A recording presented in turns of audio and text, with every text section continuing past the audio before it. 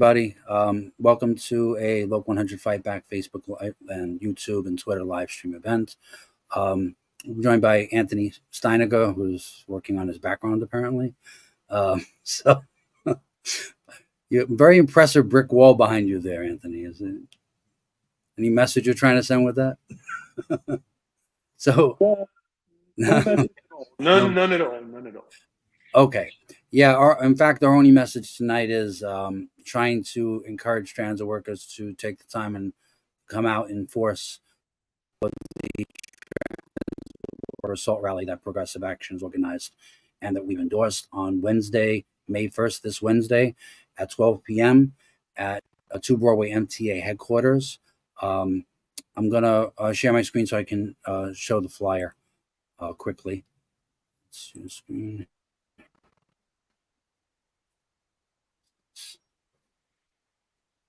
Okay.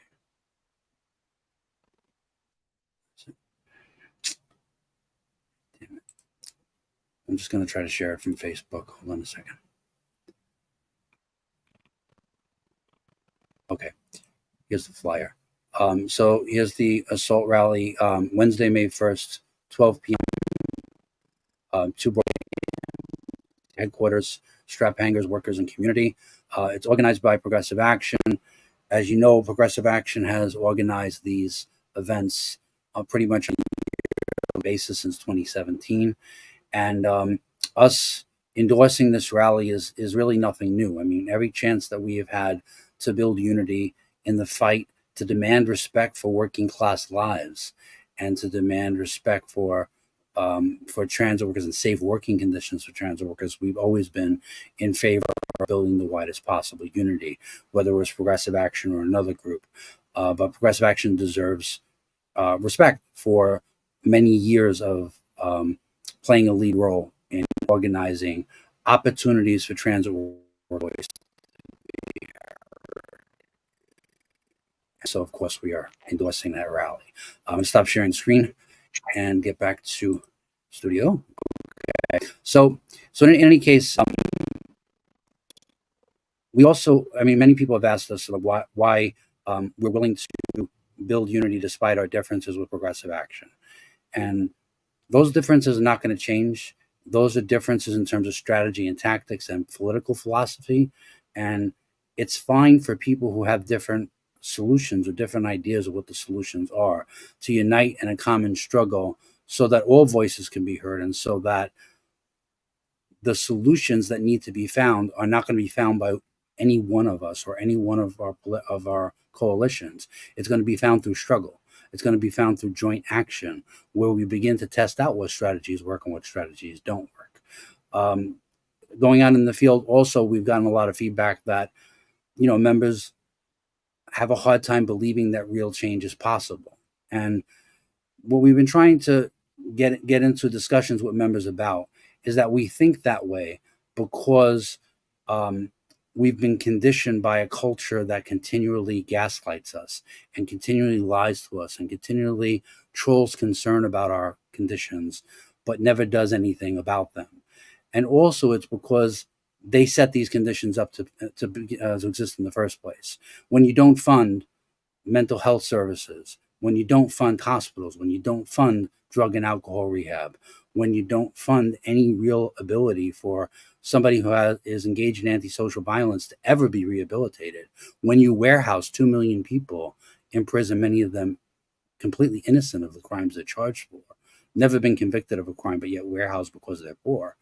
When you create a society like that, and all those problems get dumped onto the transit system because there are no solutions for those problems, that's a conscious decision on the part of the society to do that. And part of the reason why they want to do that is to create a pervading fear of hopelessness, that change can never happen. And part of what's helpful about this event is to try to pierce that bubble, to try to show that a different chain of events is possible, and that working class action, workers united together, can begin to show what a different world looks like. Even though we may not all agree right now about what that different world should be or what the solutions are, unless we start that struggle and start that discussion, we're always going to seem hopeless, and we're always going to think that nothing can really change. Anthony, I want to give you a chance to jump in on the discussion.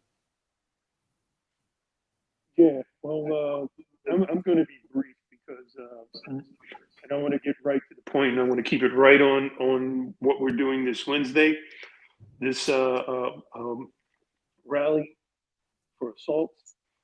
And the way I see it, it should be obvious, is that this is a workplace hazard, similar to trips and falls, similar to track safety. It's a workplace hazard that the MTA hasn't adequately addressed. I mean, if we have people of all titles, pretty much anyone that's out there dealing with the public, getting assaulted on nearly a daily basis, at least 2 to 3 times a week, we're hearing of someone being seriously injured due to an assault, and we're not adequately equipped to handle this as workers. We're not giving any type of training on how to de-escalate situations. We're not trained on how to deal with people who are mentally ill, who may be on some sort of narcotic or drug or substance. And because of the failure of the state and the city to deal with the homelessness, and this is going back decades. It's nothing new. To deal with homelessness, or the failure of our country to have any type of healthcare system, because substance abuse, mental illness is all falls underneath healthcare, and we don't have Medicare for all, which is what we need.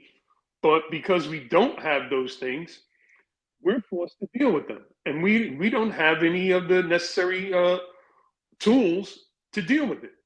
But the MTA can immediately, give us some of those tools and help us to keep us from being assaulted. And we should be able to defend ourselves. There should be clear cut policy on what we're able to do and what we're not able to do when we're confronted with someone who may be agitated. If we're given de-escalation training, maybe it won't come to that. But we've had members get assaulted. We've had members get stabbed. We've had members get slashed. We had a member get shot with a pellet gun recently. Yeah. All these things,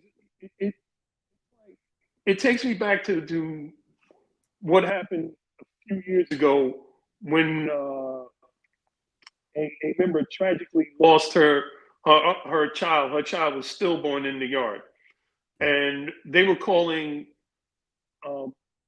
switching duty for pregnant women, and it took a tragedy for them to change that policy. And I'm hoping that it doesn't take a tragedy for them to equip us with some of the tools that may help us to deal with this workplace hazard. We're given vests and flashlights, but we're not given training on how to work in a homeless shelter and a psych ward, because the city and the state have allowed the subway system to become a de facto homeless shelter and a de facto psych ward. We're dealing with this every single day. Right. Well, I think that we also need to explain that it's the MTA that targets us and scapegoats us for assaults. Like there's a study, right, that was recent that I shared in the screenshots that basically says that transit worker assaults nationwide have tripled over the last 15 years, since 2008.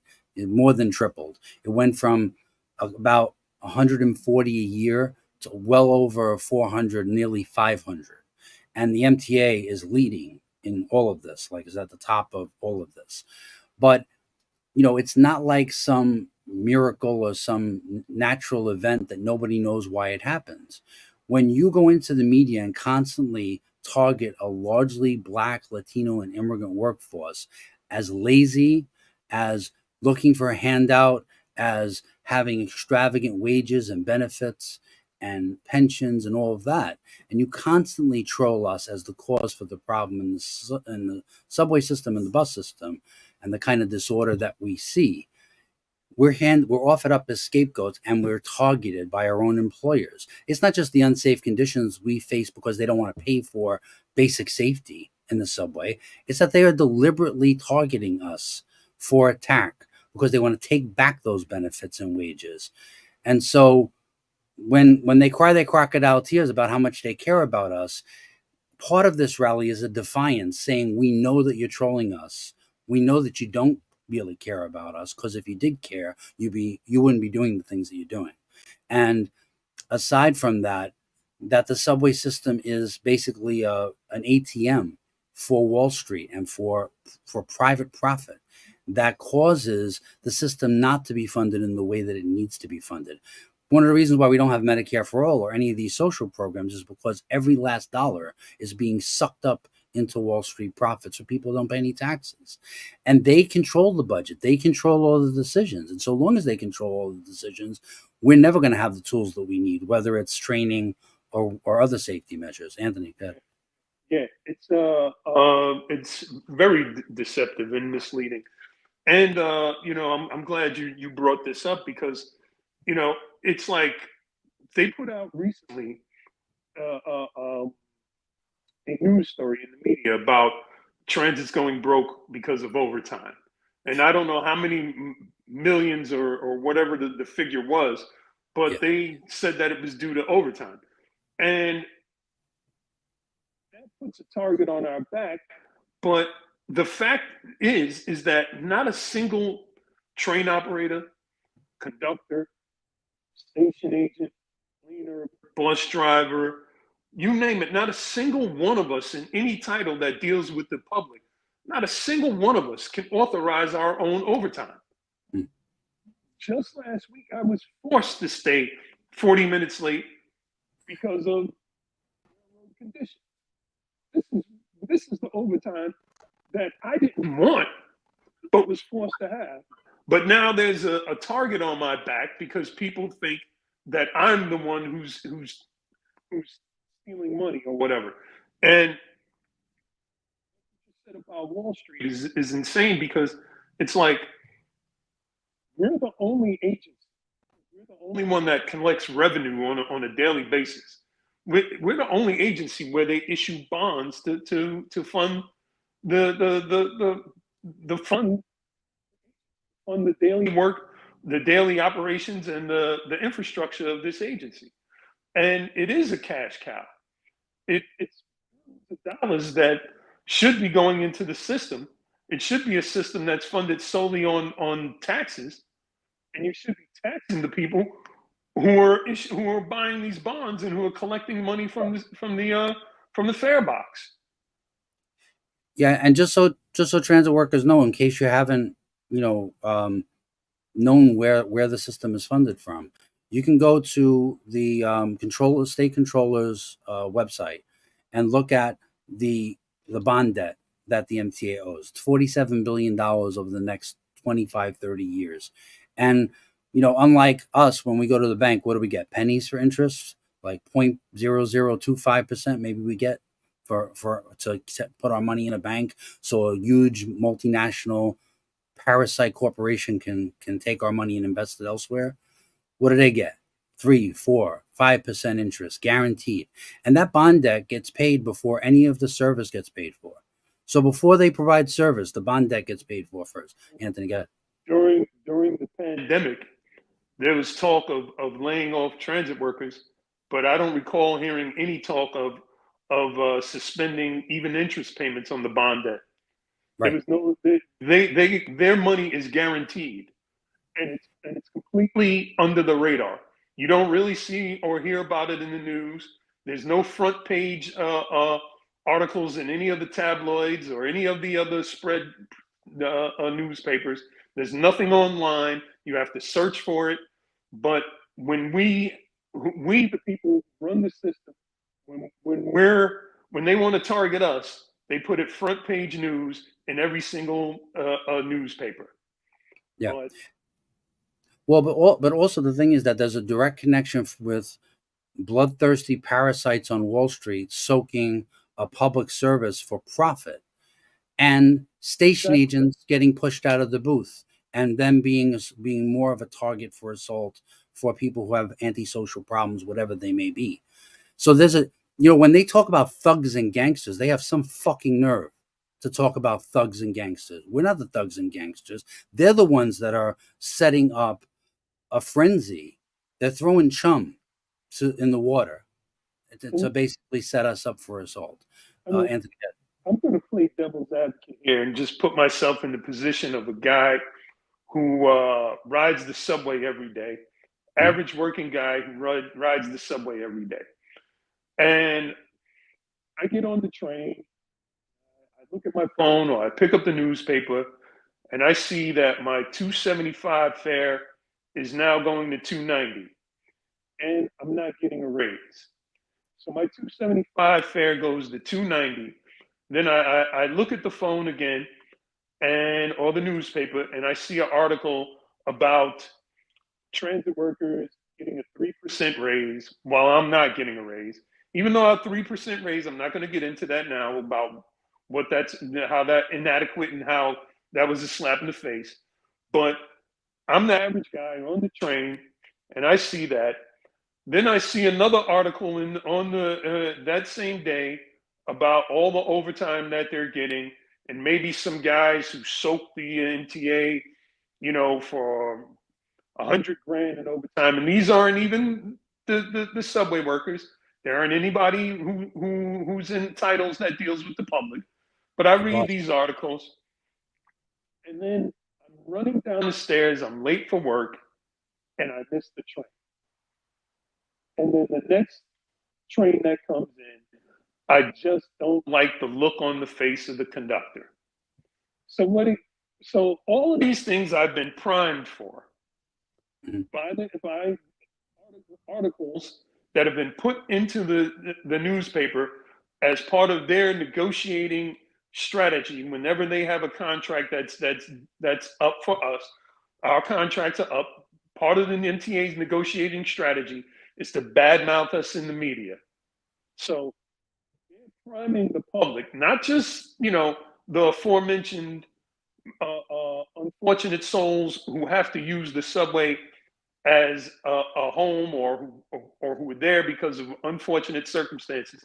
Not just them, but the average guy who's having a bad day and who's got all of this in his mind, that a transit worker is his enemy because it's been put there by the MTA. So this guy may Yeah, be prone to, with any type of verbal disagreement, he may be prone to act out. yeah. I mean, the other thing too is that in case you think we're making this up or we're coming up with some conspiracy theory, go look at who funds like all the articles in the New York Post, the Regional Plan Association, the Manhattan Institute. Go look up these people and find out who they're funded by. They're funded by the Fortune 500 companies that don't want to pay any taxes and scream bloody murder about our pensions and who's going to pay for it. And there's all these unfunded mandates. But apparently, there's no problem with unfunded mandates when they don't pay any taxes. And, they even get transit workers to say, oh, if people would just pay the fare, that would solve the problem. Let's unpack that, please. Because before you paid the fare, you paid city tax, state tax, federal tax, sales tax, and all your cell phone tax. All of that is already paid for the service. So the fare, if you think about it, is a way to rob us again because we all pay higher rates of taxes than the rich pay. I pay 22% federal tax. And trust me, I don't work a lot of overtime. I'm not making an extravagant amount of bank working for transit, but I pay 22% off the top. There's not one businessman in this country that pays 22%. If they're lucky, if they're paying it all, they're paying 50. Not one major So corporation these are that some pays of, that. yeah. Actually, Tramel Thompson is joining us, Progressive Action. Hey, Hey, what's going on? Hey, what's up? hey, what's up? I'm glad you could join us. Yeah, I'm here. So you're back in New York now, huh? Yeah. I gotta go All get right, that great. permit. I gotta go get that permit for us tomorrow. Right. So just to catch you up on what we've been talking about, we've been talking about like how um, it's not a natural phenomenon what we face in the subways in terms of assault. It just doesn't happen. It happens, and the increase in assault happens largely because of the way our bosses target us. And I know, Tremel, you've done a lot to try to expose the bosses and in the way in which they target us, and also where the money really goes in the MTA, and why our system is starved for funding for the things that we actually need, but has plenty of money for all sorts of things that we don't need. So, if you wanted to, open up the floor so you can comment on some of these questions. So my thing with this is that I'm gonna be realistic, and I know that it's hard to really protect every single last one of us, right? Because we can't have police officers crawling all over the place, whatever the case is with that. My problem is when they gaslight us and they tell us that it's safe when it's not safe. When a company, when something do happen to us, they deny our workers' comp and Right. things of that nature, right? So yes, can police be every single place, every single time to protect us? No. Do I have a problem with when we do get assaulted, the police response? Absolutely. They come in, walking real slow, no real emergency. But if a 1013 is called, as far as an officer being in distress, you see they bring like 3-4 precincts to come and try to rectify whatever's going on. Sure. Then when we got to go through the MTA process, sometime when you get assaulted or hurt on a job, they send you for incident testing, right? They treat you like a criminal. When you look at when police get into incidences or whatever the case is, they give them 48 hours, 72 hours before they even write a statement. The MTA want their statement right away, and sometimes you're not even in the right state of mind. Even for my situation, I got assaulted by a union rep. They was at my bed. I forgot whether the hours right after surgery or before surgery, getting a statement when I'm high on all types of drugs. That's crazy. Right. So, the whole reason why I decided to start doing these assault rallies was because nobody was taking it up. Right. You expect the union to take up this issue and even want to join us in these issues, and they don't want to join us. And we could point to, multiple reasons. You could look at the contract. They have a gain sharing agreement with the MTA. Why would the union be in bed with the MTA? Why do they care how many workers come to work regarding anything? Right? So when you look at why the union is not fighting workers' comp, why the union don't care about raising the quotas of us having days off of vacations and things of that nature, it's because they in bed with management, right? Yeah.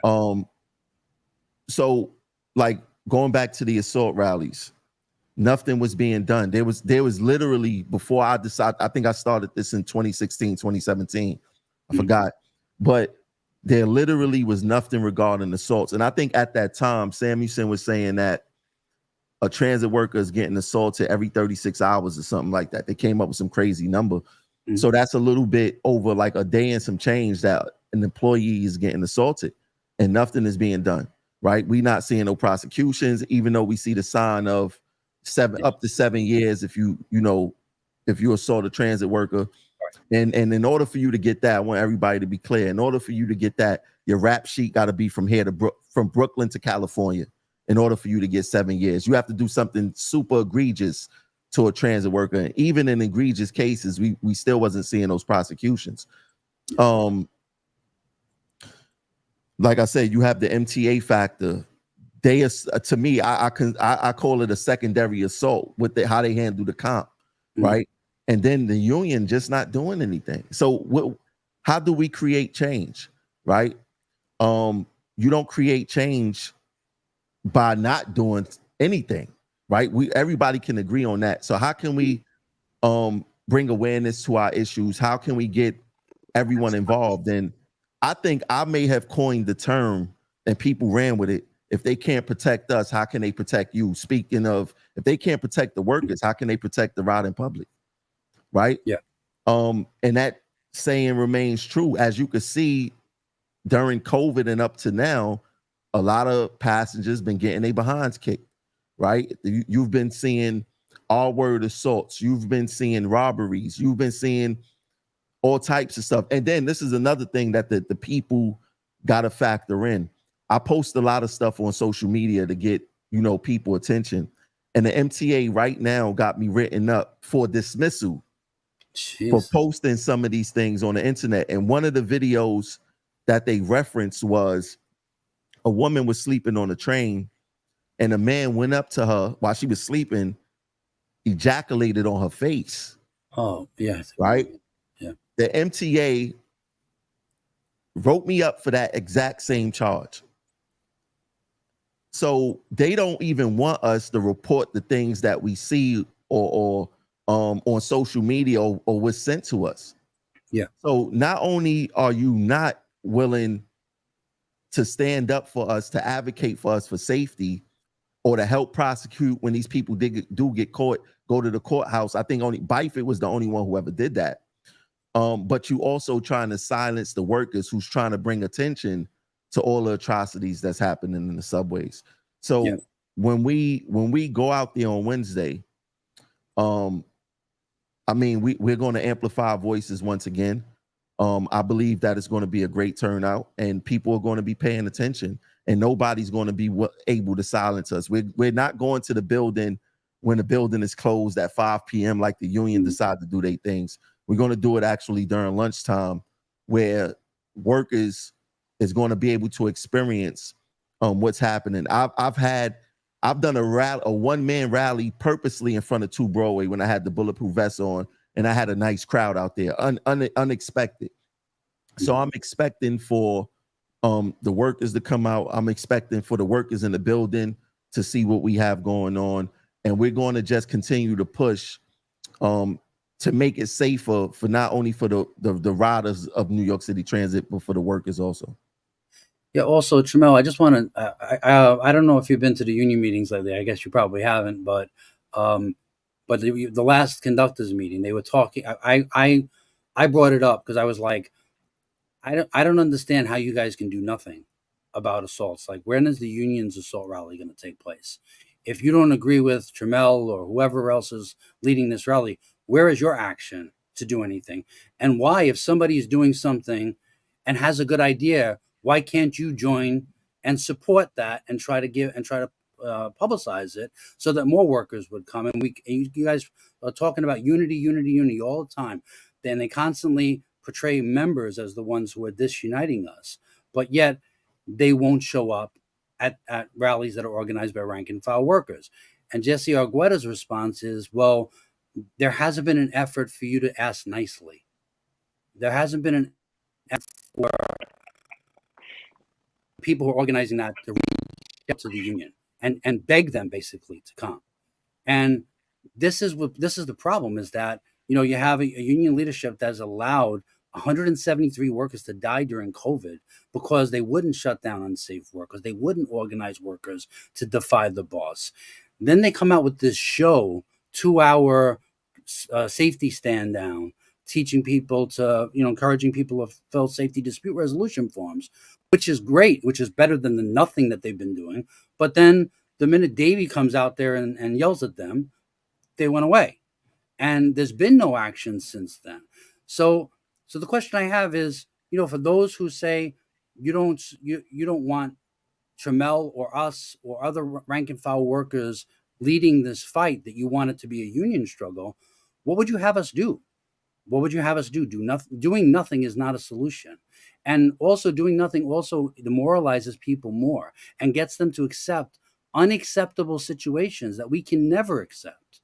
So, Tramel deserves a lot of credit for bringing attention to this issue. And it's kind of disgraceful that somebody who's relatively new to the job is the person who's the only one who thinks of these things, as to take action. It's really bad. I want to say something to that. If Jesse said that basically we don't come on our hands and knees and beg, he's delusional. And I'm gonna ask him, did he say that? why do we have to beg? You just had a conductor that almost got his head removed from his shoulders, right? We had conductors get stabbed in the back. We had train operators get punched in the face. We actually had a train operator die in an arson, right? And the only thing they want to do is be part of the memorial, but not part of the fight to actually bring awareness to what we go through, right? This should actually be an all hands on deck situation where they should want to join. And I want to give credit to Kia, right? Because Kia was the only union rep to ever ask us did we need anything when we had I think it was our first or second assault rally, right? He gave us a whole bunch of waters, which he didn't have to, and it was hot as hell that day. He gave us like 4 cases of water and say, if you need anything else. They not even trying to assist, right? And they don't understand. Like, if I'll be honest, if they have an assault rally, I would support it because that's something that means a lot to us. But if I see that they trying to do it because it's an election year and you know they want to act like they care, because we all know the business when it's an election year, everything come out the woodworks. Not only the raffles and the game nights and all that other stuff. They try to slide other things in there, and even with management help. So I want everybody to pay attention that we are in an election year, and management does interfere with our elections. How? They throw little treats to the union. So don't be surprised if you see some stipulations or whatever come out specifically from this department, because management will rather work with them than us, who's not going to bow down to them and take anything or give us crumbs. We're not going to do that if we get into office or when we get into office, right? Yeah. But we are in a lot of trouble right now. And I'm talking about union-wide leadership. You know, we having leadership that's kowtowing to management, that's kowtowing to the politicians, to NYPD. A lot of us, we go into our break rooms, we see NYPD chilling. Sometimes they sleeping. Why isn't our union holding NYPD accountable? Why isn't the MTA holding them accountable for this? Right? We see this. We get the pictures. We get the videos. Who's advocating to say that these police officers are doing the wrong thing? And I'm not saying that it's a lot of them, but how are they dealing with the police officers who's not doing the job? And when we getting assaulted, we can never get a police officer. How many times do we signal for police en route? And I could still be signaling for police en route right now and no police officer come. Right? Some of them don't even know the signal. Right? Yeah. Well, almost none of them know the signal, in fact. Exactly. So why aren't we, where's the disconnect going? Right? Yeah. I understand that we all city workers and we all trying to do this, but you want to know what? If you're a police officer, you chose that job. You know what that job comes with. You know the dangers of that job. You know everything about that job. Nobody forced you to become a police officer. We expect police officers to do their job. They have one of the most important jobs in our society, and that's to keep us safe, at the least, right? And we don't feel that they doing a job inside the subways. Yeah. Well, just so you know, to respond to the waiting for a long time for police to arrive, I've been assaulted twice in the subway system. Once just recently, I was spit at and punched in the face at J Street Metro Tech on our train as a conductor there. Now, the response that time was 20 minutes, maybe 25 minutes. The first time I was assaulted, I was choked by a customer who was exposing themselves in between cars and refused to come in to the train car. Me and the passengers were trying to assist him to come into the train car. There's somebody who's clearly going through some kind of medical episode, was taking like diabetes medicine and was just like out of it. So when we tried to get him to come into the train car, he choked me, and other customers had to intervene to separate us. There was a GO going on the 6th line. So there was a service interruption where all 3 lines were on the same subway line because of track work. The police officers didn't show up for 45 minutes. There's a hospital upstairs, but no police officers could arrive. Meanwhile, control was trying to get me to move the train in customer service after I was assaulted. So then they were pissed that I wouldn't move the train in customer service. They had my train operator discharge a train. I waited with 5 customers who were willing to testify to what happened on the train. And they waited for me until the cops came, and the cops said, "Oh, you weren't assaulted, you were harassed." I said, "What do you mean? You weren't here. How are you going to tell me whether I was assaulted or harassed? I got 5 witnesses. What are you talking about?"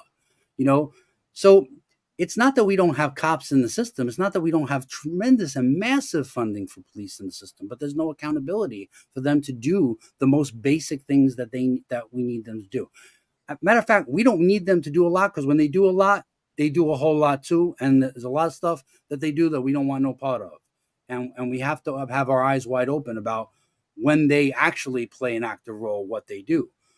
But being visible, is that too much to ask? Not playing Candy Crush on your phone or being on Instagram in the mezzanine when I'm getting my ass beat on the platform. I mean, let's think about what you said, something important in that statement. You get assaulted and the MTA wants you to move the train, right? If the union really cared about us, they will get some language out there to say that if a worker is assaulted, that train is automatically out of service. Right. That's it. Why do they leave it up to us to make that decision? And we already know the games that RCC or OCC play, right? They use a certain tone to encourage, to make you do it, right? It's a demanding, it's a demanding tone. So if someone is not, that don't have the experience that you have, don't have the time that you have to know better, what if this happens to a conductor 1, 2, 3 years on the job? They're going to move that train. Exactly. And RCC knows that. But where is the union to step in to say, hey, moving forward, when the conductors say that they are assaulted or train operators say that they are assaulted, that train is out of service. It is not to move an inch. That's it. Where's that protection? Well, the other thing, Tramel, is that there are no consequences for the managers either. Like I was on a train, and I talked about this at the union meeting last time, because you know how they do the church of, oh, if the members would just fight, if the members would just demand their rights, things would be different. You know, if everybody would fill out a safety dispute resolution form and just know how to do that and what to say to management, we would destroy management, and there'd be no way that we wouldn't get what we need. Right? This is the song they constantly sing, the bureaucrat song. So I told them, you know, a story of me being a conductor on the train, on the E train at South and JFK by the airport, by the air train. Somebody comes on with a gas-powered vehicle, a motorcycle, pulls it down the stairs, throws it against my cab door. And I asked him if it's a gas-powered vehicle. He said, yeah. He said, you can't have that in the subway. So he's like, I'm not moving. Call the police. I don't care what you do. So I have a superintendent who later was promoted to Subway Weekend Czar, Jose LaSalle. He was promoted after he told me, close those doors, conductor. Move that train. I told you to move that train. Do you know who I am? I was like, I don't care who you are. You're asking me to violate 20 New York City transit rules and regulations. And you're telling me to operate 2 stations away where the police are going to meet me en route? Yeah, sure, they're going to meet me en route. And I'm going to transport an explosive vehicle on this subway car? I don't care who you are. Give me a safety dispute resolution form. I'm not moving this train. So the next words I hear is, train operator, discharge that train from customer service. He don't even want to talk to me. But the train operator now is going to discharge the train from customer service. You know, LaSalle got a brother down here? No, I didn't. He got a brother that's a conductor. Super cool. Oh, really? They from what I heard, they like night and day, but his brother is super, super cool. By the way, Canella reaches out to me about this incident, right? And he tells me, I want you to write a 7-8 page statement. I want you to Ferretti the shit out of it. Right? So I was like, all right, fine. So I wrote the statement about exactly what happened. And LaSalle, I never got any kind of notice about any kind of hearings whatsoever. And the next thing I hear is LaSalle is getting promoted to the Subway Weekend Czar. And then there's glowing coverage in the New York Times about what a great guy he is and how engaging he is and all this propaganda. So then, you wonder why workers don't automatically jump to fight the bosses, because they see this. If it's in my case and they know I know what to say, and yet they do nothing, what does that send the message to other workers, that the union's So not going to do so anything? so nothing came out of the G2 you wrote? Nothing. Not one hearing. Nothing. Well, And what do this you? comes from an RTO VP, by the way, who tells our members that, oh, what can we do? Our members don't want to come to work. Yeah, He's the reason. And he Tramel, said that he's the at a reason why. union meeting. Yeah, and Tramel, he's the reason why members don't come to work personally. Well, But their new Anthony, go ahead. slogan, yeah, their new slogan is him plus one, him plus one. Go ahead. their new slogan is members first. But and I saw a thing online where they wanted people to contact if you don't have enough time off the train. But I can't contact Canella because he blocked me. He blocked me. He blocked me from all social media and any way of contacting him because I asked him to resign. I went to the union meeting. Every union meeting I've been to since he assaulted you, I've asked him to resign, and so he blocked me. So Let me tell you how. contact. Let me tell you how BS that whole thing is. So let's get this right. If you don't have more than 20 minutes off your train, write him. The pick, we picking right now. Yeah. Why didn't he figure this out or did this last pick? Right. Is this a Hail Mary? Because you want to know what? This pick is going to last to the election. So what are you going? You think that management is going to put in a supplement for a couple of people that's not getting 20 minutes off their train? Yeah, but the other thing, Tramel, is it's also about, why didn't you do your job to speak to the members about the fucked up jobs that have been down here? It's not like he's not somebody who worked down here. He knows the jobs suck. He knows the recovery time sucks. And it's gotten worse and worse under their administration. So now you're going to cover your ass because you got your ass handed to you by the bosses on the work program? No, this is the way that you fix that, right? And I could tell him, because he ain't gonna be able to do nothing with it now, is that instead of, because some trips like the queue, sometimes you have a 22-minute turnaround, right? Make it a half an hour. Make up so people it won't even come close to the 20 minutes, right? Make it a half an hour. We shouldn't be bouncing 20 minutes, only a 22-minute break in between trips. That's a lot of, we not even paying attention to, and I know they're not doing this study, our cab time. Yeah. On the Q train, the cab time is 6+ hours that you in a cab. That's insane. Yeah. Well, and Tramel, I got seniority, man. I still can't pick jobs without a lot of cab time. Like, if I want to make any money, I mean, you see how the work program is. If you want to make any money down here, you got to be chained to the train all day. That's basically what we're talking about. And there's like a handful of money jobs that actually have some time on them when you can actually decompress from the bullshit we deal with. And they're all disappearing one by one. They're all disappearing. And then they got the nerve to talk about overtime. Me and Anthony were talking about that earlier. The latest bullshit. Oh, there's a moratorium on overtime. What Anthony was saying, we don't authorize overtime. What are you talking about? Where's the union to fight for minimum staffing numbers in every title? Nurses fight for minimum staffing numbers because they know if they don't, people will die. Well, it's the same thing with us. We're in a safety sensitive title. Why can't we make the argument?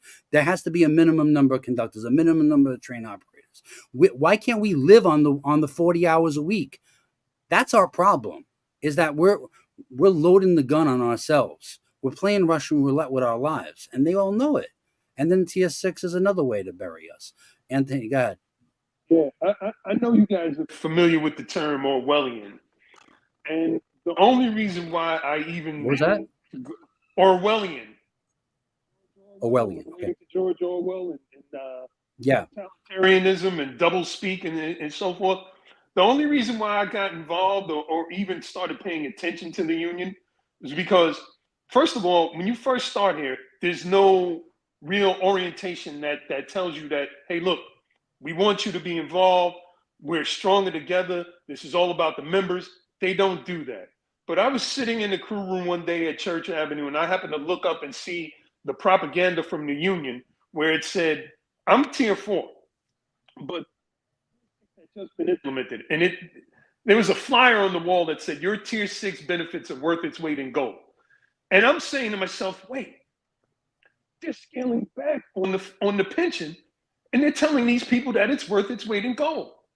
And I'm like, that's downright Orwellian. That's something out of George Orwell. It's straight doublespeak. Now they're calling it gaslighting, but it's the same exact thing. And then I look at this flyer that they put out just now with members first, and it's saying it's important that you reelect the people who are there now, so that we don't stop the progress that we've made in RTO. And correct me if I'm wrong, but do we not have fewer people on release time now than we had before? Yeah. And you can go to almost any terminal in the system and ask anybody sitting down there, "Hey, do you know who your shop steward is?" And I guarantee you that 80% of those people in that crew room will tell you no, because there is no union presence. The crew rooms out in the field. All of the things we just talked about, you, John, with your situation, and how the superintendent tried to bully you and just talk down to you to get you to move this train. All of these situations would never, ever occur, even to the newest person, if we had people in the field all the time, educating the members from the moment they come down here.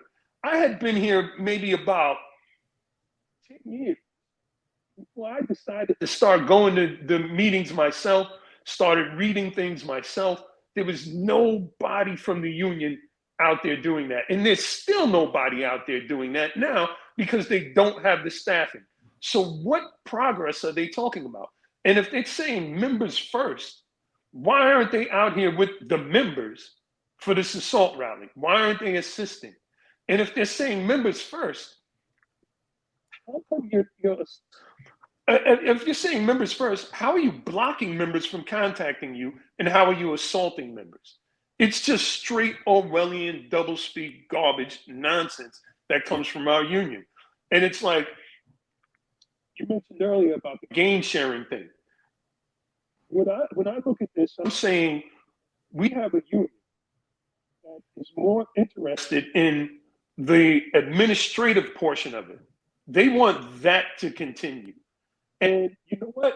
If we were to ever go on strike again, and we were to lose dues check off again, and we were to face all of these penalties and fines as a union for going on strike, the union would still exist if we had members organized and together.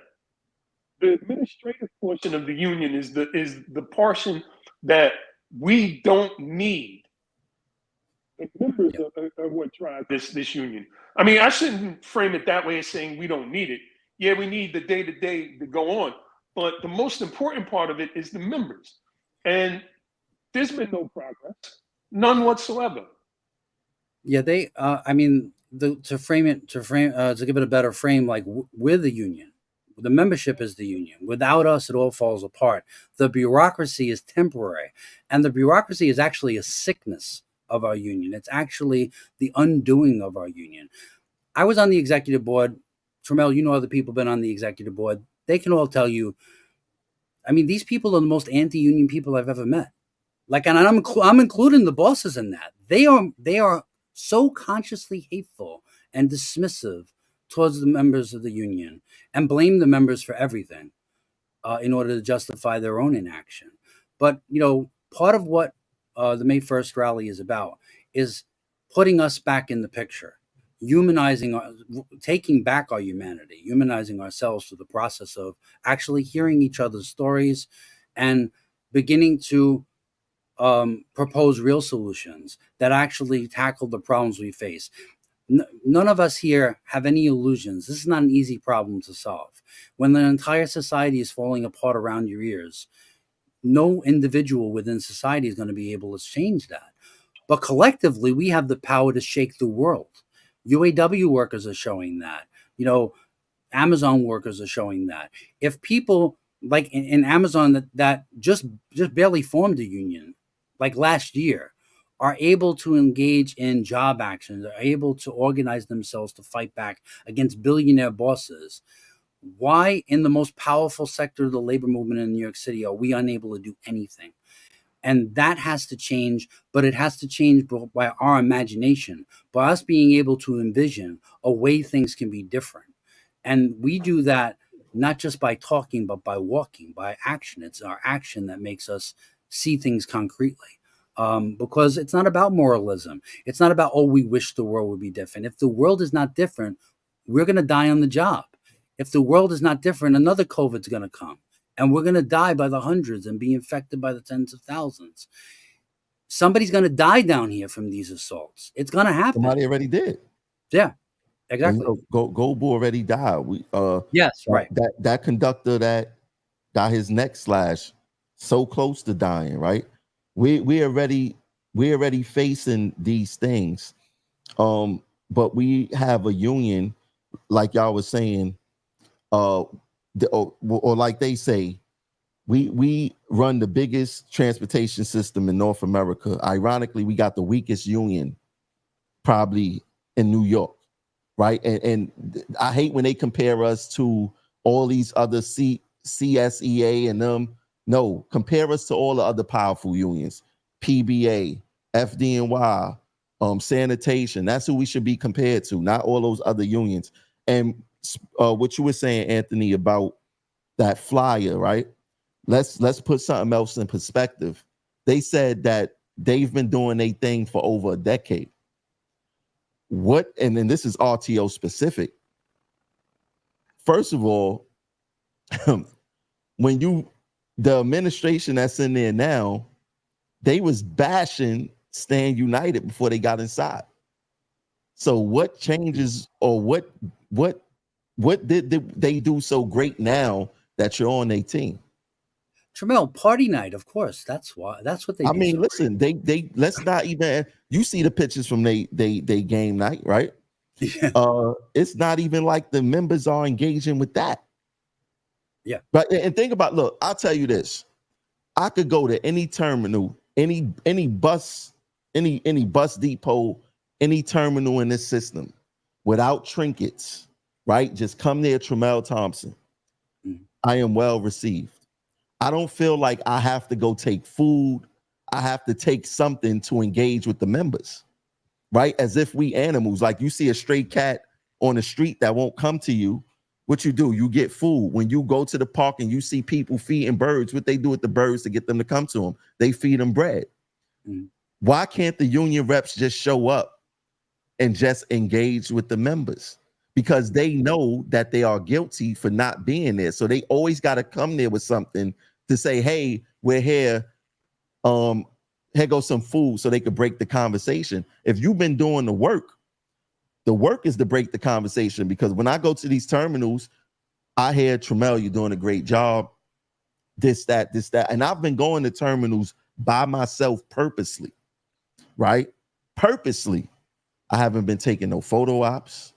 I haven't been doing anything, but the members know I was there.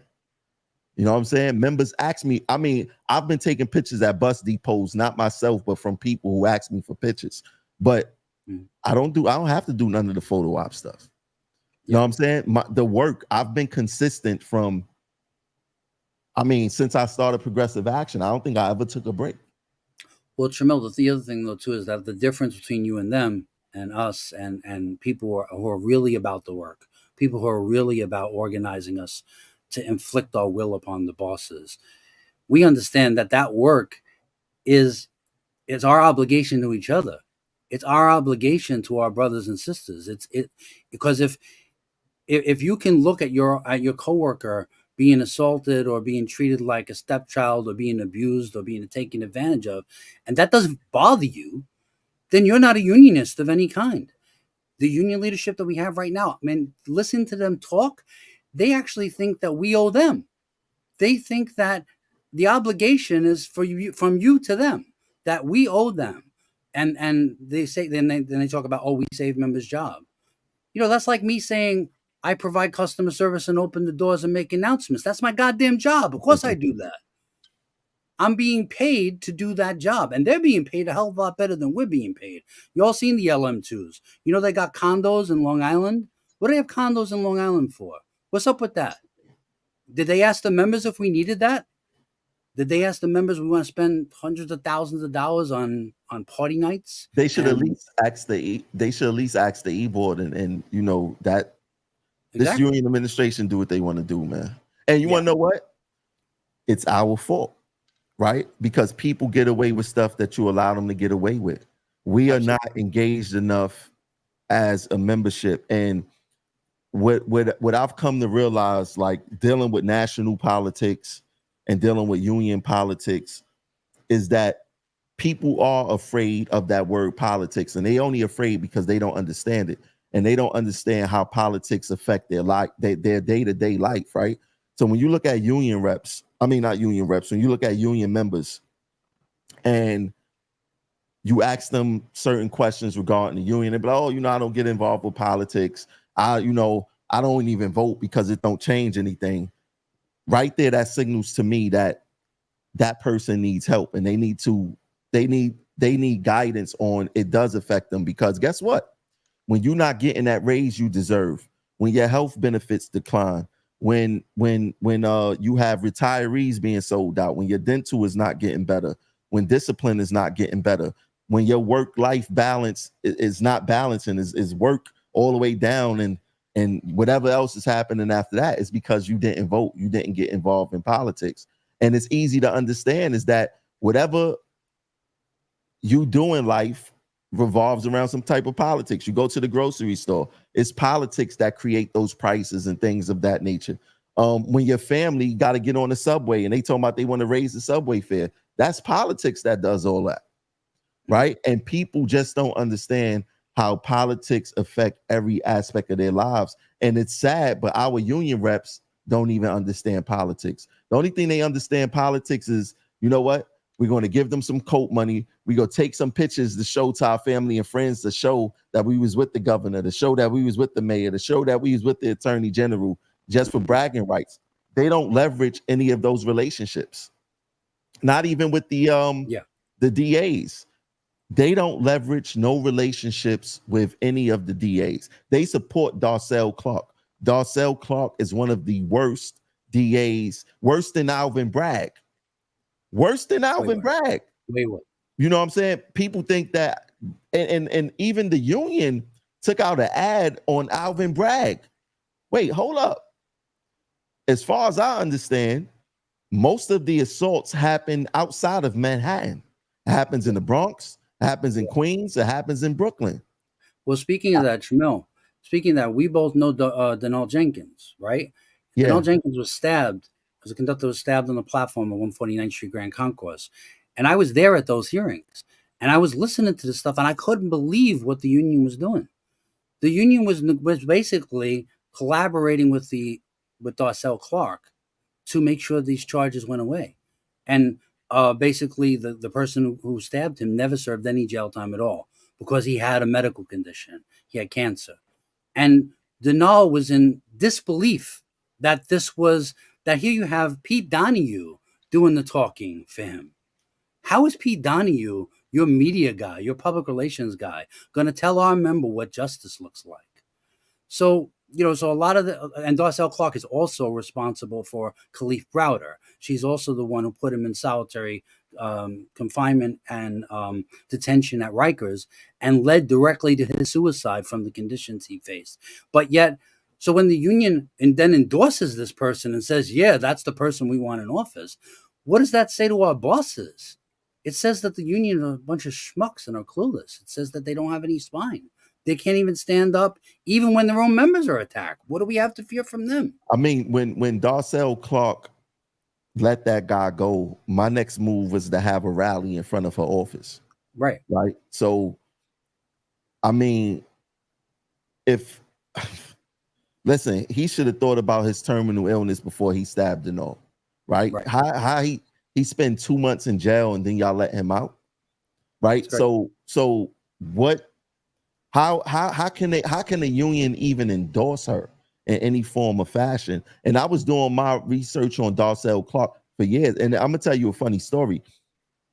I seen her for the first time, I think in January in Albany.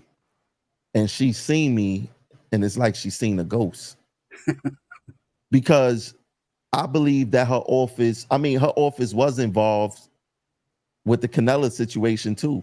Like they was only interested in I got assaulted in the Bronx. So I was locked up in the Bronx, right? Right. Her office only was interested in the cross drop. Now, whenever someone has a broken bone, it's automatically a felony. Right. How come her office was only interested in the cross drop? Now, for me, I didn't care about dropping it because it was Canella's whole idea to get me arrested. Right. Right. And you can hear that in the video, in the audio that they got. You hear Canella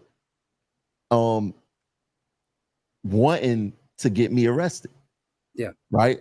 So it didn't mean nothing for me to go along with it. I already knew the system was against me from there. Like it didn't make absolutely no sense. And I knew that Darcel Clark had something to do with that. You don't think that the union made a phone call and say, hey, one of our reps got into a fight with this guy. This is the guy who had the rally in front of your office. He's not a good guy. You know, look out for my guy. All right. The most we won't raise no charges on him. The most that we would do is a cross drop. Right. You know what I'm saying? Like she is wild crooked. And come to find out, me and her have mutual friends. You know, I'm in this particular circle now. So I know people who know her. And they was like, you know, they go reach out to her. I say, yo, you know, it don't make no sense. What's done is done. You know what I'm saying? Whatever was done is done. I'm just go advocate every chance I get. If we don't get a prosecution when someone is one of our co-workers is assaulted in the Bronx, I'm just go have another rally and they just go get bigger, better. And because the police don't even like her up there. So, you know, she has issues, but it show you how the union reps are not in tune with what's really going on. It's all about their personal interests with these people. And when have you ever heard the union target a politician who everyone wasn't targeting?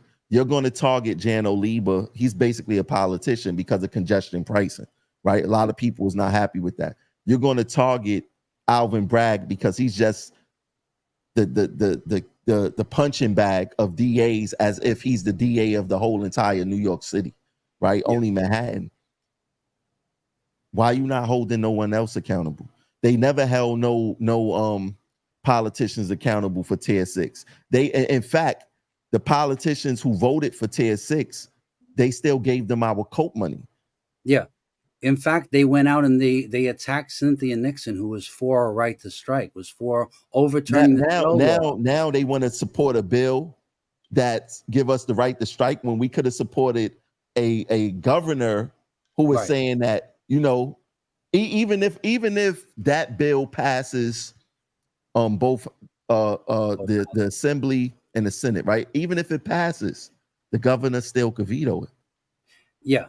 So why not support a governor who's saying, a governor candidate who's saying that you guys should have the right to strike? Why? Because they was on their knees for Cuomo.